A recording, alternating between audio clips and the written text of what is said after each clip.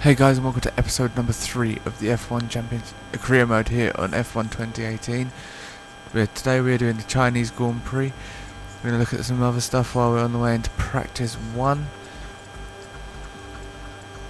Half of my upgrades failed, but I've redone them to make sure that they go on the car for the next time out.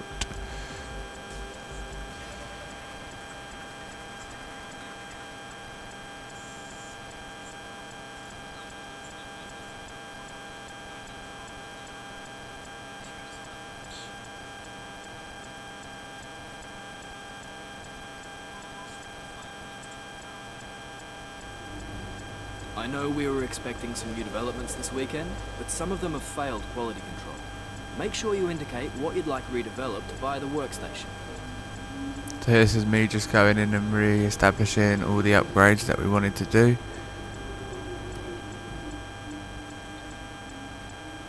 Just go for the race weekend and everything, just make sure everything's okay.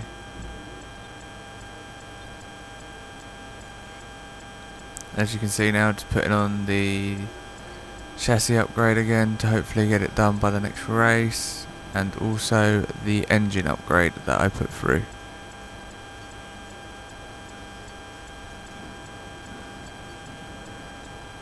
And now we're going to jump into practice 1. I'm not showing any of practice, but jump into practice 1. We do all the practice programs except one, which is the fuel management, which I've always found hard. Good morning, and I hope you're as excited as we are for today's practice session here at the Shanghai International Circuit.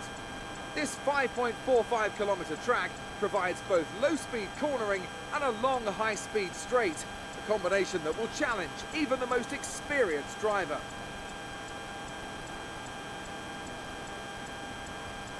We can see, of course, plenty of activity in the garages as we wait for the green light to get this session underway. Anthony Davidson, thank you for joining me once again. What are you going to be looking out for once the cars get out there on the circuit today? Well, naturally, in any free practice session, you can never be sure exactly what programs teams are running, how much fuel they've put in, and so on. So it's important to resist the temptation to draw any firm conclusions from the fastest times on the monitor. What we can do, however, is look for consistent pace over the course of multiple laps. So if someone does half a Grand Prix distance and they're consistently half a second quicker than another driver doing the same, then that's generally a good indicator of a car with a solid race pace. Session there then. Let's remind ourselves of the top So we come three. 8th in the Who first are practice session, Raikkonen, just getting the setup all set up nicely, getting all the R&D objectives done, but we had to do it, some of them in practice too. But we have good good quali pace, that's the main thing. So hopefully we can keep the positions in the race. I'm going to show you my quali 3 lap. So let's jump in and do quali 3. Then here are your top three: Verstappen, Joker and Valtteri Bottas. Thank you for joining us for free practice today. We'll be back with more Formula One action very shortly. Great work out there today. How do you think it went? It's the start of Went the well, season. the car How do you drove think things are going to go brilliantly. for you? Are you hoping things clear up before qualifying? I think wet races make everything possible. Great. Well, that's everything. Jump forward to jump into quali 1. But we're going to straight to our quali 3 lap, but also show you the timings for quali 2.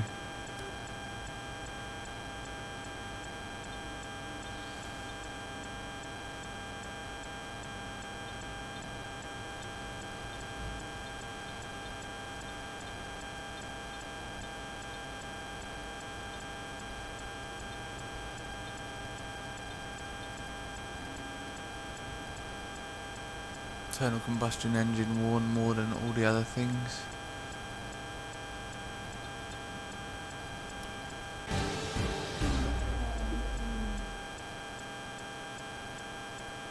We'd like to welcome you from wherever in the world you join us today for this F1 qualifying session here in Shanghai, China.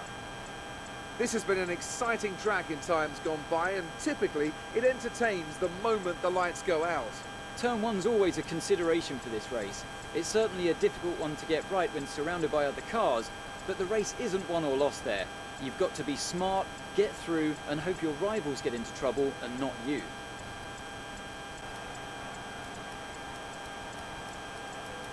We're going to a quali 3 lap, as you can see, just coming around the last few corners before we start our lap. This corner I've been struggling with all weekend. I always go a bit wide, end up spinning on the curb, or just get the corner absolutely wrong. Like here in the last corner I just got that wrong as well. I had to power through and just hope that I could get a great lap into quali 3, as we had a bit of a problem with the car with an electronics failure at the beginning of this session. Just easing the car through turns 1 and 2, go a bit wide through turn 1 to go round down into turn 2. Go over the curb a bit too much there, lose a little bit of time.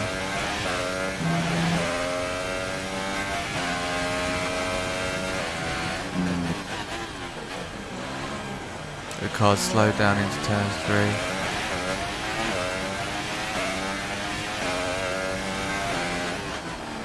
Just pushing the car as much as I can.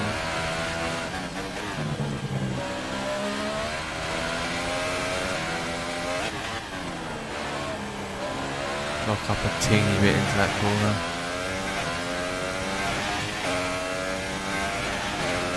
Max Verstappen goes fastest. As I get a bit of a tank slapping through that corner, then end up going a bit wide through the next one.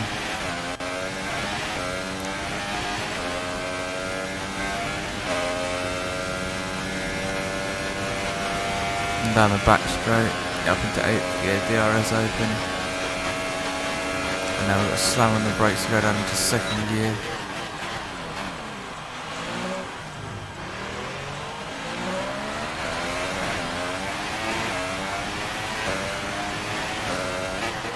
Down the gears again, go a bit wide into that corner, into the final corner, a DRS open and across the line to go 5th fastest. To jump back to the garage, let's see where we end up in the quali session. I'm not going to go out for another run. And try and save the tyres for the race.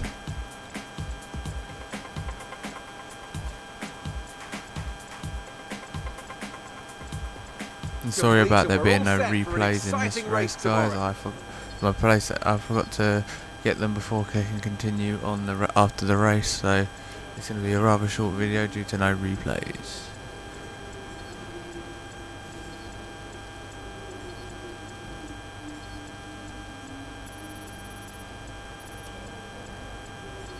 Our rep goes up for Williams and a few other teams, as you can see up below. Well done. That was a good qualifying performance. Zema just informing us that our good qualifying performance became 9th on the grid in the end, in front of Esteban Ocon. And Stroll was 20th on the grid. As we jump forward into the race.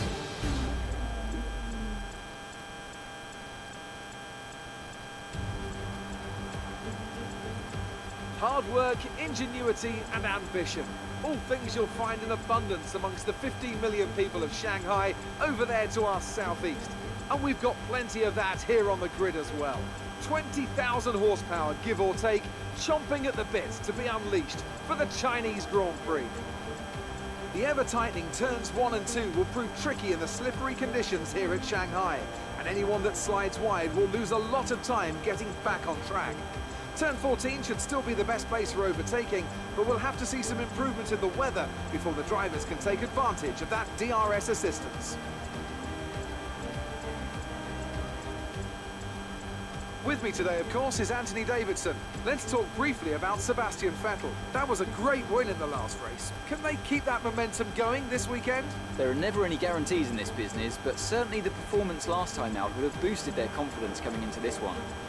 So before the off, let's remind ourselves of yesterday's qualifying session with a look at the starting grid. Sebastian Vettel will start on pole, Fantastic qualifying from the multiple world champion. And Kimi Raikkonen completes the front row. Looking down the rest of the grid, we have Hamilton, Bottas, Max Verstappen and Ricciardo, Alonso, Hulkenberg, Joker and Esteban Ocon, Leclerc, Magnussen, Roman Grosjean and Sainz, Perez, Van Dorn, Pierre Gasly and Marcus Ericsson, Hartley and Lance Stroll rounds off the grid. And now it's time to head down to the track. As you can see, it's a wet race week, wet race day. All inters all the way. I lower the fuel right down, so we've got 2 laps less fuel than what we should have in the car. Because if it's a wet race, you don't need as much fuel. I find I can manage to keep ahead of people on the lower fuel loads. Just using ERS deployment, I found online, helps you a lot more in the rain this year.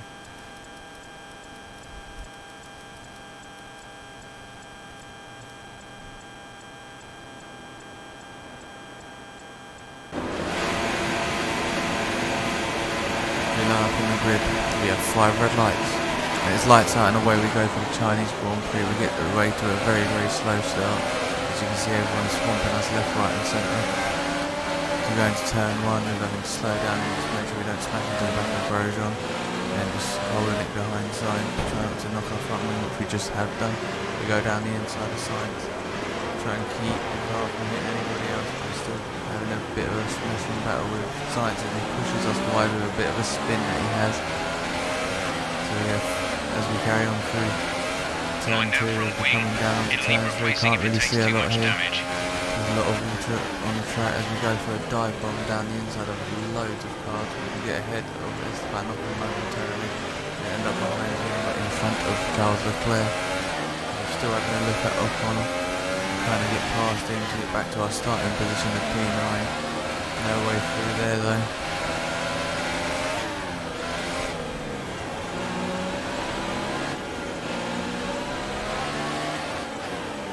Go for a little move down the inside, but Leclerc will look around our outside. We managed to keep the position for now. That start was okay, now stay alert for threats around you.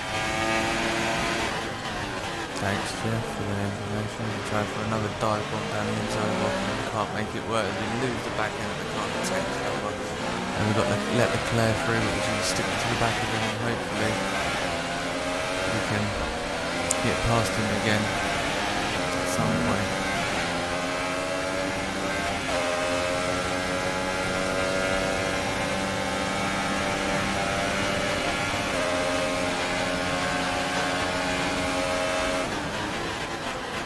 Therefore move down the inside of Leclerc into the penultimate corner. We make it work, we go around and we get past Charles Leclerc. And now we're chasing after Esteban Ocon. We make a mistake into the final corner, which allows Leclerc to get back past us. Because I haven't got enough speed after going wide in that corner, we get under a bit of hassle from Magnussen as we go down the outside. Push him wide, make sure he doesn't get past us. We have a bit of wheels twice, and we try and get back past Charles Leclerc. We go down the inside of turn 1. We come into turn 2, we just push him completely off the track, give him no space, and we take back the position. Now as we jump through to lap 10 to lap 7. Be careful with the front wing, you've taken some minor damage. I was supposed to check the weather then, I wasn't supposed to check the car, I knew I had the front wing damage. Let us know if you start to feel any issues. We need softer braking. As Magnussen is right If you keep this up, it on our could be tail right now. Our brakes are overheating as you can hear, because I'm using them to slow the car down a lot earlier than what I needed to try and save the fuel. We've managed to save a lap of fuel already in this race. We haven't lost much touch to Ocon. He has got 4 seconds ahead of us, but he's still in sight, so hopefully we can push through it. We get another tank slapper through that corner again. And Magnussen's having a look at us. I'm saving my ERS. It looks on. This rain should be stopping anytime soon. The So dry we're going line to be will come stopping in anytime quickly, soon, so I'm going to waste try any and time stretch getting these back up tyres to if I speed. can to the right Inters period. look like the best tyre for As now. Magnussen goes for a little look down our inside. We out braking though, we go wide so we allow him to get a look again. We manage to stay ahead at this point in time. And this goes on for a good few laps, just like Magnussen just one of us overtakes one of them, one of us overtakes the other. It's just a very, very good battle between me and the AI. 28.5 seconds. Magnussen, I think he tries to go down the outside again and try and block him off again this time, I can't make it work. He was just fighting for position to go through turn 1, but I managed to keep turn 1, he's had to concede. We come around to go down into turn 2, he's still right on my tail, but he can't do nothing about it. As Sainz comes to join the battle, if I remember correctly. And now just try and focus on pulling away from wanted him. to shift up through the gears earlier. They think it'll save fuel. Our gap to the car in I front had is been doing that for the 0.8 last 10 seconds. laps, the last lap of the race anyway, because I needed to save fuel. Short shifting always helps, and using the engine to brake for you helps as well. Like lifting and coasting just before you get to the corner. Just taking it easy at the minute. Magnussen's still all over us.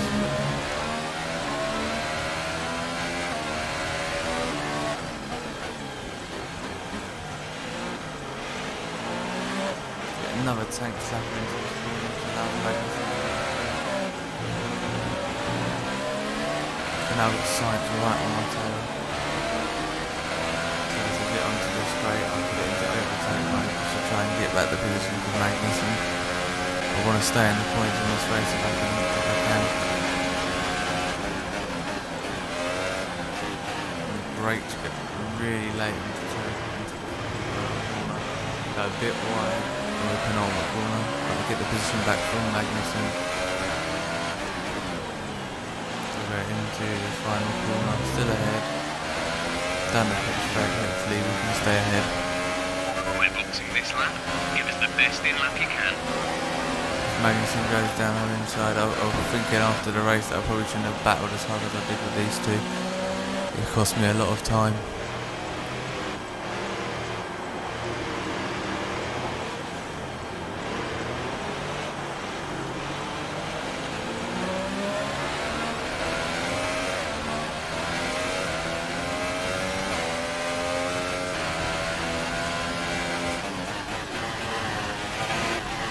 They drop down in gear too low again. Into the corner, leaves the back end a bit on the curbing. Lets Magnussen back through. He gives us a little tap with his rear tyre on our front tyre. It's a good measure. They're just tucking behind him for the minute. Try for a little move around the outside, but can't make anything of it. Continue to go around the outside, which then turns to the inside. So if I just let the car just go down the inside and just hit Magnussen out of the way basically. This is probably a bit dirty of me, but I just wanted the position back so I could get on with my race. Rather than be stuck in dirt here. A bit more cautious through there to make sure I don't get another tank slapper.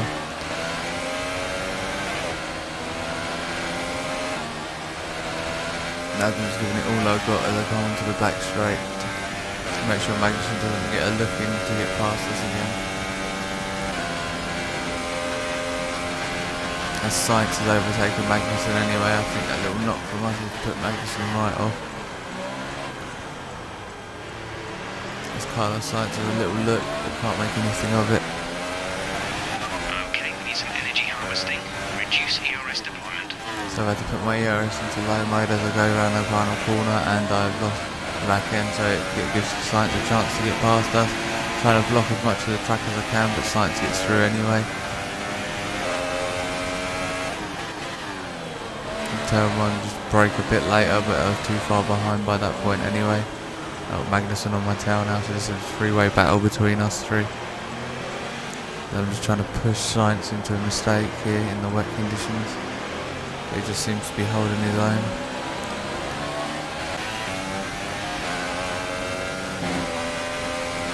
Go for a dive bomb into turn 3, can I make it work? Yeah, Sainz has a little bit of a moment with a lock up, so I just go straight down his inside, take the position back, we bang tyres a little bit. and then back up into P10. I think I left these tyres on for a bit too long as well. I should have swapped when the team said to swap. This battle goes on for another couple of laps. I'm not going to show you the whole battle though.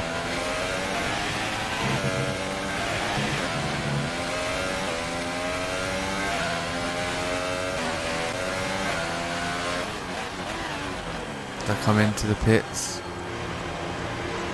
on lap 13 to put on a set of soft tyres, which was a very bad decision. I thought the track was drier than what it was, and I was just spinning out left, right and centre.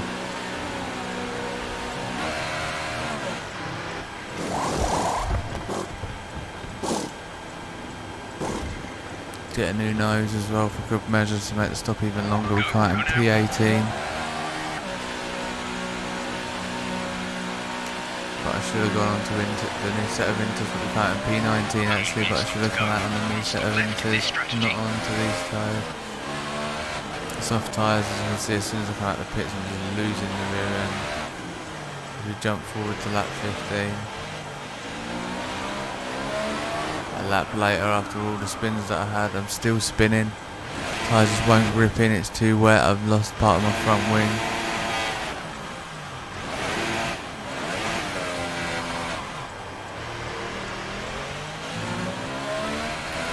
Just trying to get the car on the track as safely as possible to come in at this point for a new set of tyres. I went to a different strategy, so I could just put the inters back on. Nearly lost the car again, as you can see, halfway into the gravel track, but managed to keep it out of it. So I'm trying, and I just spin it, lose it on the curbing again.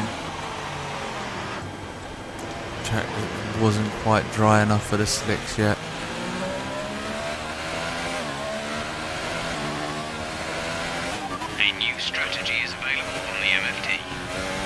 Here as I'm opening it up, I was going to put some coming in for some inters now.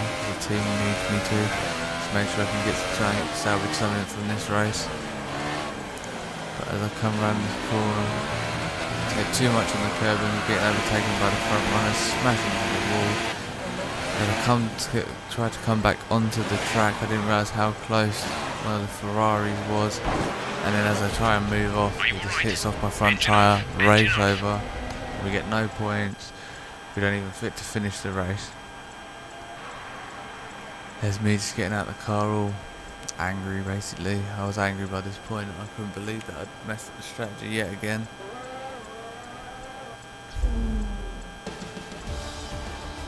Great effort there from Ferrari to take the victory today. And I have to wonder, Anthony Davidson, just what set them apart from the competition here. Well, I think the track conditions just really suited their car today. Wind, track temperature, you name it. These cars come alive when the tyres are just at the right temperature. So the more easily you can keep them there, the better your race tends to go. And that's exactly what happened. Their car just looks so comfortable out there. So, here they come now, out onto the podium. Wherever you go, anywhere in the world, the prancing horse flags are dominant in the grandstands, and they're out in force again today. It's Ferrari on the top step once more.